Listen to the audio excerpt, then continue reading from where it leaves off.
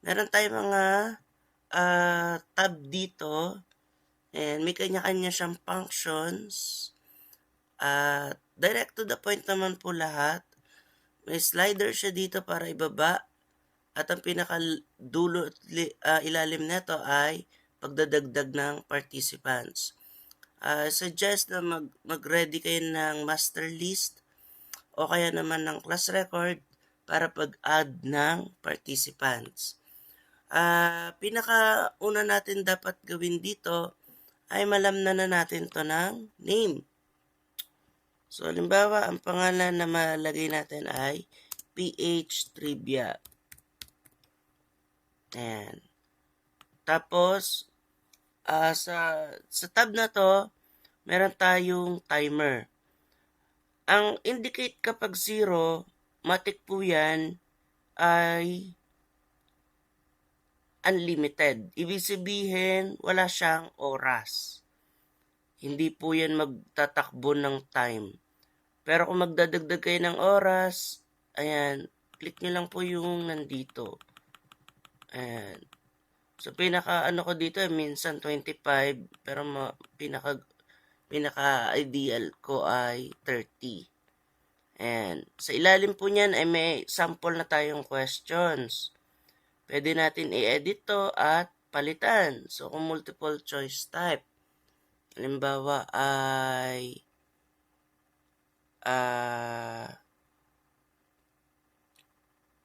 pinakamalaking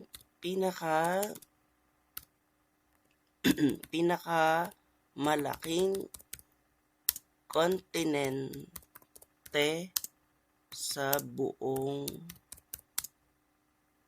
mundo. Ayan. So, lagay natin ay, halimbawa, Australia, China, Africa, and then, ang choice 4 natin, Asia, halimbawa lang, at South America. Ayan. So, ang choice natin ay dito pipili. So, may drop down siya, kung mapapansin nyo. And then, choice 4. Kasi ang tamang sagot ay Asia. And then, click lang po natin yung update. Ayan. Sa update, ayan, pansin nyo naman, andito na po yung, natin, yung ating nabuong quiz. May preview tayo ng ating, And then, ito yung question natin na dagdag. Mag-a-add lang tayo ulit. Pwede tayo mamili, Halimbawa, identification.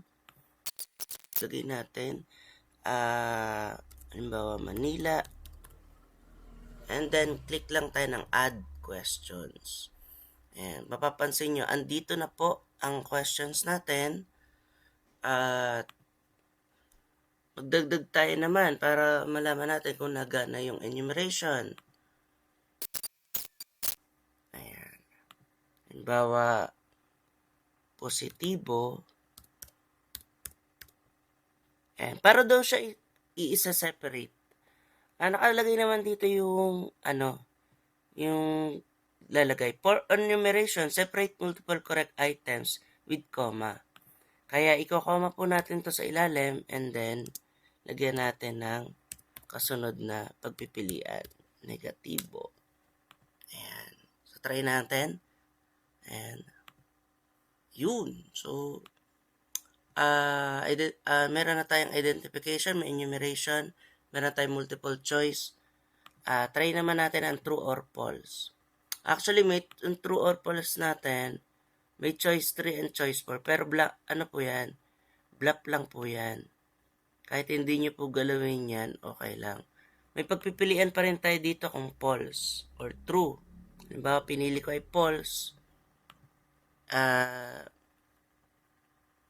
Halimbawa, ang pinakamalaking kontinente sa buong mundo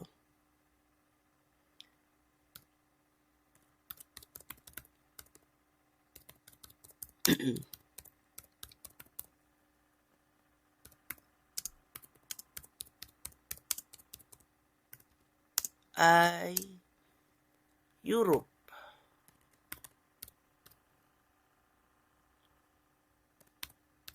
So, dahil mali po yun, ipipili natin yung false. And then, click lang natin yung add questions. Ayan, nag-hanging time ako dun sa, sa pagbubuo ng mga questions. Wala pumapasok sa isip ko. Ngayon, natapos na natin ang pagbubuo ng questions. Nagamit na natin tong questions at quiz dito sa part ng may kaugnayan sa preview ng questions. Ano na yung ibang functions dito na magagamit? Ito po ay export para ma-save or mabalikan natin yung mga questions na nabuo natin in case nagagawa tayo ulit or babalikan ulit natin, meron tayong questions bank. So, pwede natin to i-export. Save lang natin kahit saan natin gusto, halimbawa sa desktop, and then click save. At pwede na natin to i-import ulit. Ayan, kung nasa desktop siya, hanapin nyo lang. Basta tandaan nyo yung title. Kaya maganda, may title yung inyong quiz. And then click natin to and then open. Ganun lang po. Ayan. Halimbawa, nabura natin yung isa sa mga questions. Ayan. Pwede tayo mag-i-import ulit natin yung import question, then click OK. Pansin nyo, bumalik ulit yung nabura natin. Ayan. Sa ilalim po niyan, may export standalone HTML. Pero, sa taas po nito may shuffle. Pwede natin i-shuffle yan. Click OK. And then, matik po yan, magsha-shuffle na yung mga questions natin. And, dito. And, ang una natin kanina, multiple choice. Pero ngayon, ang nauna ay identification. Diba? And then ngayon, kung natapos na natin to lahat, pwede na natin i-export kung okay na sa atin yun. Pero, tandaan nyo, meron pa tayo ditong kung gusto nyo nang ipalaro yung game without the students, pwede naman. Pero kung gusto natin maglagay ng mga participants, tandaan nyo na pwede tayo maglagay dito ng sections. Ayan. Kapag dito sa isang to, per section siya. Halimbawa, eat guava. So, add tayo ng section. Isa lang po yun. Pero dito sa bulk add, kaya sa tinawag na bulk add, maramihan po yan. 1 per line, so meaning, 8 lanzones. Pwede na siya ng maramihan. 8 dragon fruit.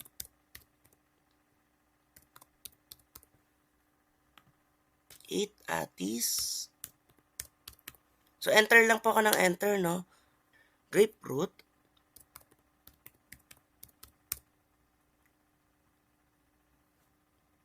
At 8 mangosteen.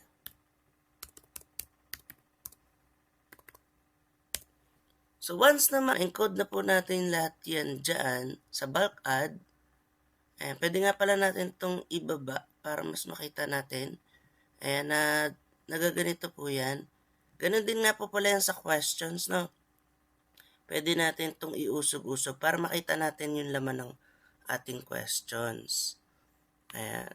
Pwede natin ilagpas pa yan sa baba. Ayan, ganun. Para makitang-kita. Ngayon, ito na. Click natin yung button ng add section dito sa taas. Ayan.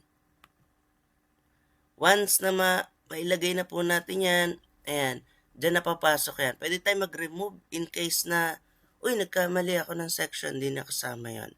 Kiklik lang natin yung remove. Ayan. So, add na lang tayo ng isa dito or dito. Tapos, add section ulit. Ayan. So, once naman lagyan na natin ng sections, punta na tayo sa ilalim. Ito na yung final. Pumunta tayo dito sa bulk add. ilagay natin yung dami ng mga estudyante. Saan tayo kukuha? Pwede tayo kumuha sa master list or pwede rin naman sa mismong class record. Sa class record, punta tayo, halimbawa, pili tayo ng section, mangosteen halimbawa. Ginagawa ko lang po dyan, ganito. Mula sa lalaki hanggang dito sa dulo ng boys. Control C.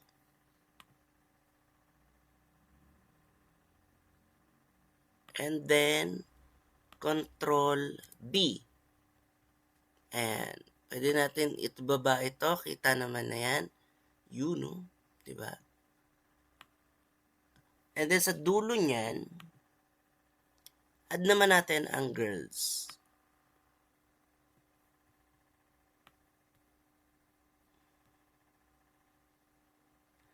Mamaya may ibibigay akong tips and tricks sa inyo na once na ma-encode natin lahat ng mga estudyante, ay pwede na natin pong i-export lahat ng mga pangalan ng estudyante kasama yung kanilang section at pwede na natin i-import sa lahat ng app natin. Ayan. So, pinaste ko na po yung girls dito. Ayan. Tapos, pili tayo ng section. Yan po ay mangosteen. Ayan. Basta tandaan nyo yung section na pinagkukunan nyo. Ayan. And then, click Add Participants. So, once na maano na ito, andyan na po lahat ng mga pangalan ng mga estudyante at ang kanilang section. Ayan. Pwede tayo mag-remove ng student kapag, halimbawa, wala na yung estudyante, hindi na siya kasama sa master list pala, pwede tayo mag-remove. Ngayon, mag-add ulit tayo ng mga bata. So, natapos na natin yung mangosteen. Punta naman tayo sa ibang section na hawak natin. Halimbawa, lanzones.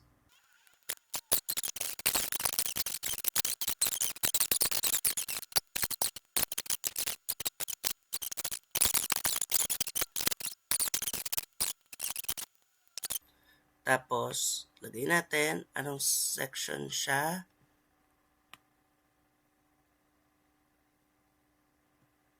Siya ay, anong section yun? Dragon fruit. Add participants. Last one. Ayan, close muna natin to para hindi kayo malito. Ayan. Last one is Atis.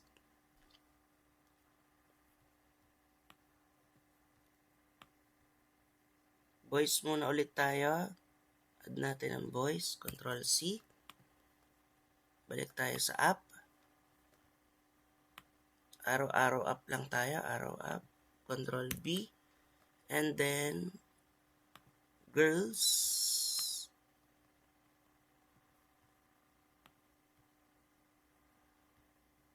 Control C. And then, Control B. Backspace. Anong section? Ang huli nating section ay Atis. And, punta tayo sa Atis. Hanapin natin ang Atis. And then, add participants. And then, voila. Tapos na po ang ating paglalagay ng mga pangalan. So, saglit lang na nahirapan tayo ng kaunti. Diba? Pero hindi naman tayo nag-type ng isa-isang pangalan. Tandaan nyo, bulk add participants po yon. Copy and paste na lang po tayo. Diba? Di na siya yung mahihirapan ka pa. Iisa-isahin mo pa yung pangalan ng bata. Hindi po. Copy-paste po tayo. Di na tayo mahihirapan. Ito po ang tips and tricks. I-import po natin yung mga, i-export natin po yung mga participants. Pwede natin pangalanan ang participants ng grade 8. Ng inyong gustong pangalan. Diba? Participants lang or students. Grade 8 participants. So, dahil puro grade 8 yung ginamit. Puro grade 8 kasi nilagay ko. Ayan. Pwede nyo save sa desktop. Kung saan kayo komportable. And then click save.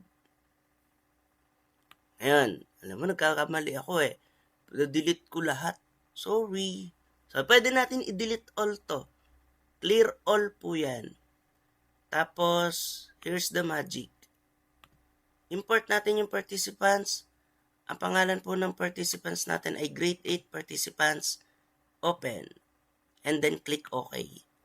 Babalik na po lahat-lahat ng mga pangalan ng mga estudyante. Ayan. Magkamali man kayo, matik po yan, nakasave po. Na-save na natin eh. Na-clear all ko kanina. Huwag mo i-clear all. Pero, at least may backup tayo. Ayan, may backup tayo. Ngayon, eto tips. Kasi gusto ko makita nyo na once na makapag-add tayo ng mga participants doon sa mga games natin at saka sa mga call participants natin, pwede na natin silang i-import lahat dito. Ayan. So, clear all lang natin to kasi may sample tayo dito ng mga pangalan. Wag na tayo mag-bulk add dito ng participants. Import na lang po tayo. Ang import natin yung grade 8 participants natin. Click OK. Matik na po yan. Nandito na lahat yung ating mga estudyante. Pansin nyo? Ayun po, lahat po. Sa lahat po ng ating nagawa, kung call a participant man yan, math code cracker man yan, pwede na natin i-import lahat dyan yung mga pangalan ng estudyante natin. So, try natin sa math code cracker.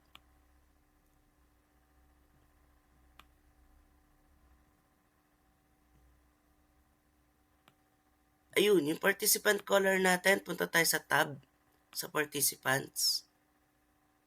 Remove natin muna to kasi ito yung sample lang. And then, makita nyo sa baba, basta may makita kayo dito na import participants. Yun na po yun. Grade 8 participants and then open.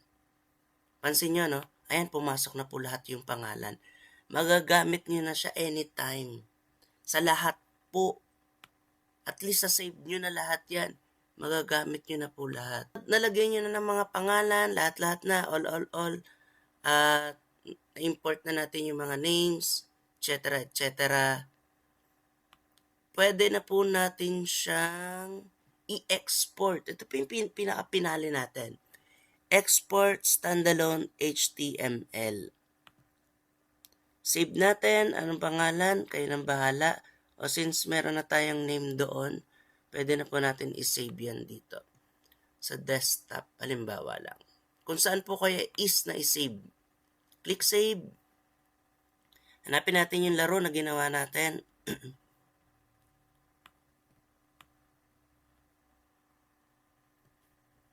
Ayan. Ito na yun. Ang capital ng Pilipinas ay Manila. Correct. Yan, di ba? May pa siya. Ang pinakamalaking kontinente sa buong mundo. Ay nga pala, bago yan, pwede tayo mag-select ng participants. Ayan. So, di ba napaka-cool? Grabe, di ba? Ito yung title ng game natin, no? Ayan. At saka ang laki niya, laki ng niya, text niya, madaling makita sa screen. Tapos pwede pa tayo mag-zoom in by control plus. Ayan, control minus. Ayan. Ang pinakamalaking kontinente sa Asia. Correct. What if mali ang sagot ko? Pero tingnan muna natin itong pili tayo ng mga natin. Dalawang uri ng pananaw, positibo, negatibo. And then submit. Correct. Pinakamalaki kontinente sa buong mundo ay Europe. Halimbawa, tinro natin to mali. Wrong. Diba? Ang cool. Napaka-cool nun. Tapos meron pa tayong participant color. Yay! So, ganun lang po, no? Isa-isahin naman natin yung ating app. Ayun, so tatatandaan nyo, no? Sa call a participant natin, naglagay na tayo ng mga pangalan. So once na maglagay tayo dito ng mga names, pwede na po natin i-export yung call a participants as standalone. I-export na natin siya as export HTML. Hanapin nyo lang tong button na to. Ito yung nasa bandang unahan. Ayan, bababa lang kayo ng konti. Ayan. And then click export HTML. Nagtatanong kung anong pangalan. Ayan. Halimbawa, pangalanan natin siya ng 8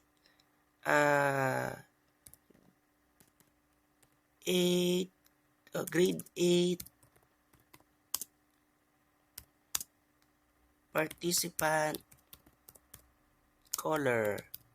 Wala akong maisip, pero kayo na bahala kung anong gusto nyo yung pangalan. Saan nyo gustong isave, kayo na pong bahala kung saan kayo is, and then save. So once na meron na kayo nun, tingnan nyo dito kung saan man nyo na-save yung inyong file. Eto na siya. At pwede na tayong tumawag ng mga estudyante anytime. Diba? Napakadali na. Ayan. Pansin nyo may cross dito. Close yan eh. Halimbawa, di na natin trip magtawag ng name. Pwede na natin close dun sa taas. Ayan. Ayun, mapapansin nyo yung blue. Ayan. Pwede tayong pumili na ng students. Ayan. So, napaka-cool, diba?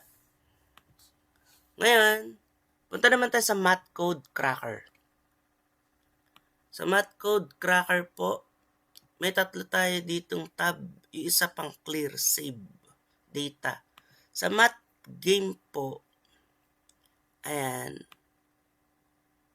may participant color tayo sa iloob. At na-import na nga pala natin yung mga pangalan ng estudyante dito. Balik tayo sa Math Game. Pwede natin palitan yung tanong. Ayan. Halimbawa, pangunahing, wala na naman ako maisip na ano. Pangunahing unit ng lipunan ay dito yung enter a word. Dito yung hahanapin natin. So, may question na tayo. Ilalagay na lang natin yung word na hahanapin. Halimbawa, pamilya. And then, click lang po natin yung generate. Ayan. So, paano natin malalaman? Nga pala, pwede tayo mag-generate ng kahit gaano karami, ha? Ayan. Paano natin malalaman yung choices, yung sagot natin? Once na makapag-sagot na yung mga bata, yan po ay magkakaroon ng mga letra. Pag mali po yung letra na nilagay natin, hindi po yan letra. Na number na nilagay natin, hindi po lalabas yung letra dyan. So, 32 divided by 2, ang sagot po ay 16. Ayan, automatic po yun. Pero hindi po tayo dito magpapagames. Ano po ito? Preview lang to. Since nandito yung sagot, malalaman na nila, pamilya pala yung sagot. I-export po natin yan as standalone. Pwede tayong gumawa ng maraming ganyan. Save natin kung saan natin gusto sa desktop. Halimbawa, and then save. Balikan ulit natin sa desktop. Ayan. Yun know. So, wala na dito yung sagot, di ba? Kasi ano na to standalone na to. And then, nakapag-save na tayo ng mga pangalan, pwede na tayong tumawag dito anytime. So, Robis. Halimbawa, si Robis dyan. Anong sagot dito? 32 divided by 2. Ay, di ba? Meron tayong tinatawag na numeracy skills. Pwede nating gamitin to. Ayan. 16. 1. 13.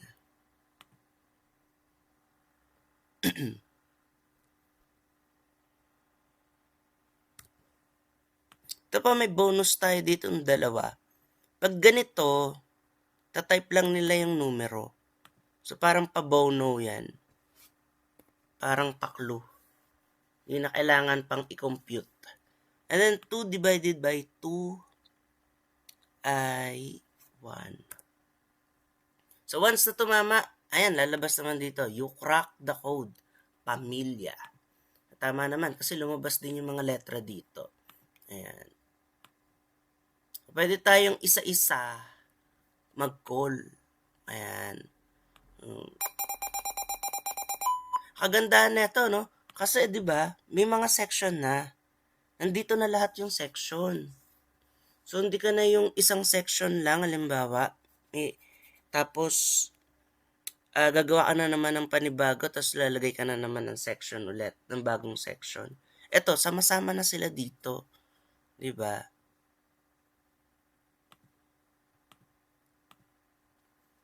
Nga pala, pag kinlose nyo yan, ito lang, medyo dark na lang yung kulay. Pero yan, standalone na po yan.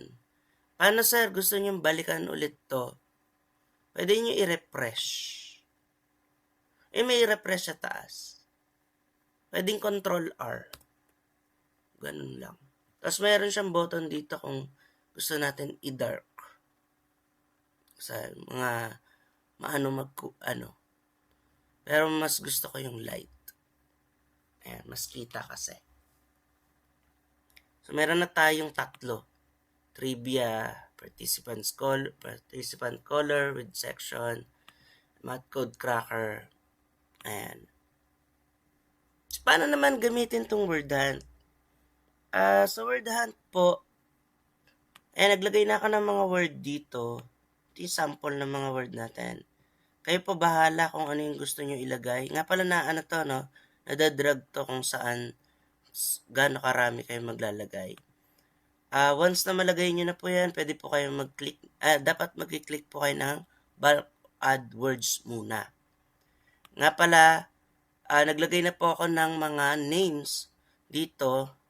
And ang i-workout natin sa susunod ay makapaglagay ng import all na katulad dun sa quiz builder tsaka call a participants, math code cracker, na makapag-import ng maramihang kasama na yung pati yung section nila. Ayan. So, balik tayo dun sa tab ng word hunt game. Pansin nyo, wala pa siya ditong Gawin natin, generate tayo ng grid. Pero pwede tayo mamili. Marami na yung 10 by 10, 12 by 12, at saka 15 by 15 kung kakonti lang naman yung word na natin. So, sample lang naman, 8 by 8 muna tayo. And then, generate grid. Ayan. So, pansin nyo ito na yun. So, paano gamitin yan? So, diba ito yung mga hinahanap nating word?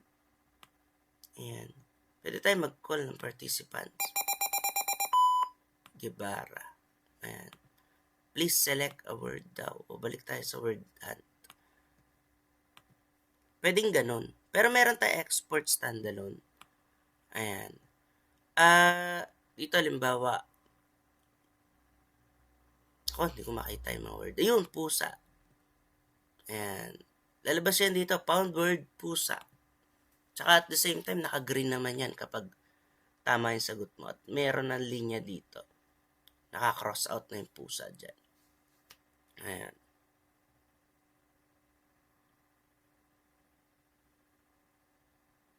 Meron din siyang pahalang. Uy, teka lang.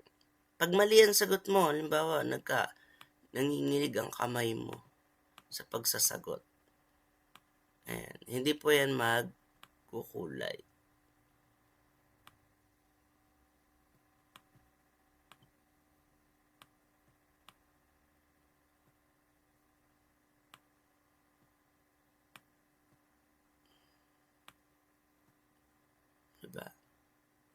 dahan-dahanin mo lang.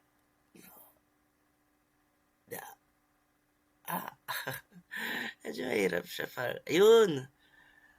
May technique. Ayan. So, aso naman.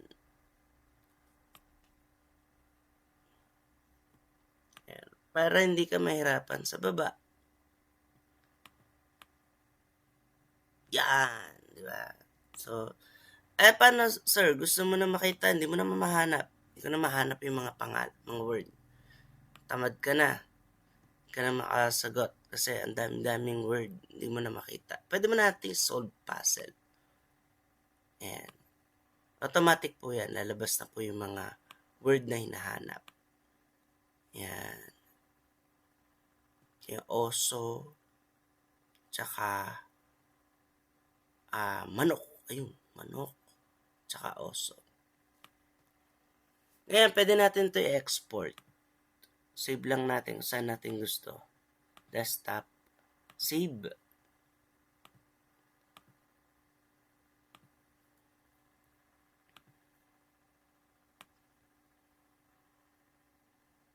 Asan na yung ating app? Ang pangalan ng ating app ay Word Hunt Game. And so, kung gusto nyo to, wala pa kasi akong export para sa Microsoft Word yung pwede natin gawing activity sa Word. Kung trip nyo ay screenshot nyo na lang. Yan.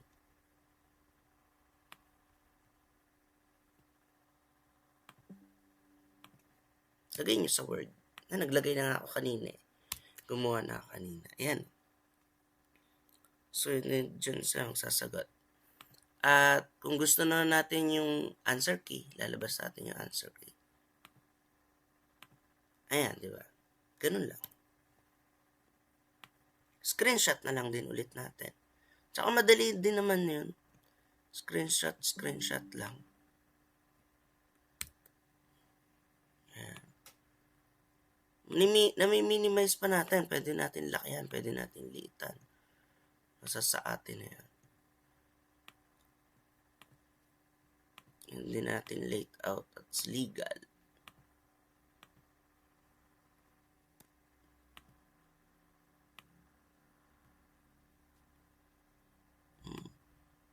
Diba? At ito'y crop.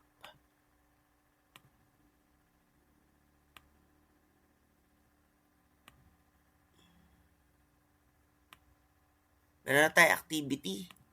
Kagad, di ba? Pa-activity sa mga bata.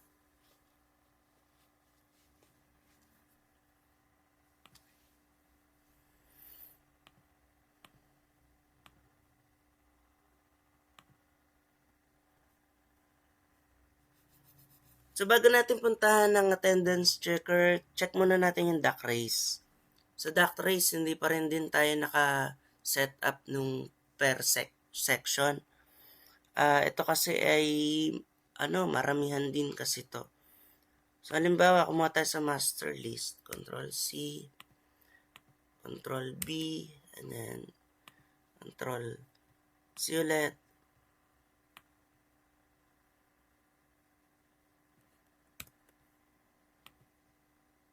Control B. Paano laruin yan? Ganun lang. Maglalagay ka lang ng pangalan. Pwede na tayo mag-start race. Pero, pwede mo rin siya naman i-export as standalone. Pwede dito na natin laruin.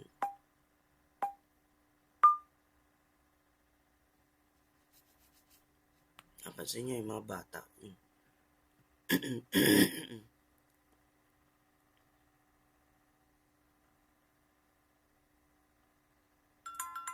Uy, ayan, may winner na tayo. So, ano natin, yung na-export, anytime, saan pwede natin gamitin. Duck race standalone. Yun.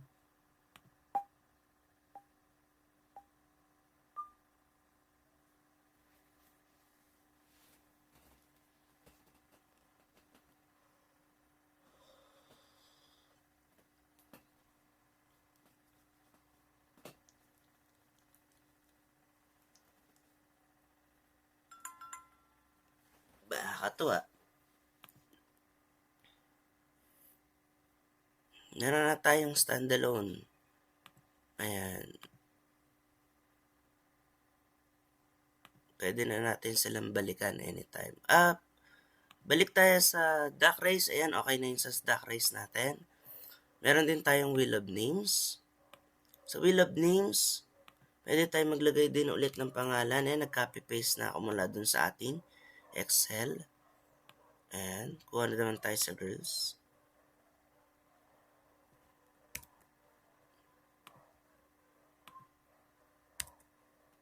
Backspace. At pwede na natin siyang i-export. At pwede rin naman natin siyang i-ano na dito. I-laruin dito. Pero minsan trip ko mas gusto ko yung mag-export na lang. And then desktop tayo. And then save. So kung nandun na yon, hanapin lang natin. Will standalone. I-rename natin to. Kasi hindi siya yung particular na may pangalan kagad. Or napapalitan yung pangalan. Lagay natin yung section natin. Ayan. Pag ganun. Then, click lang to.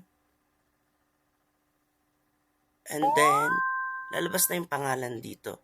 Ng mga estudyante na tinawag.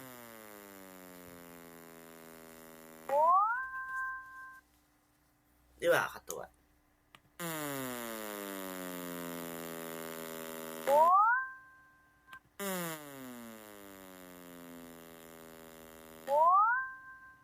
Ayan. So, ayan po, lahat-lahat po, no? Balikan natin si attendance checker. Ayan, ibang ano pa to, medyo matrabaho si attendance checker pag-usapan. Pero actually, napakadali lang neto. Para lang medyo hindi, kasi magkakaiba, ang attendance checker ay iba sa mga grupo na to. Yan ay grupo ng mga ang interactive. Ang attendance checker natin kasi, hindi naman siya games, di ba? Hindi man siya pang participant caller or pang builder. For attendance purposes siya.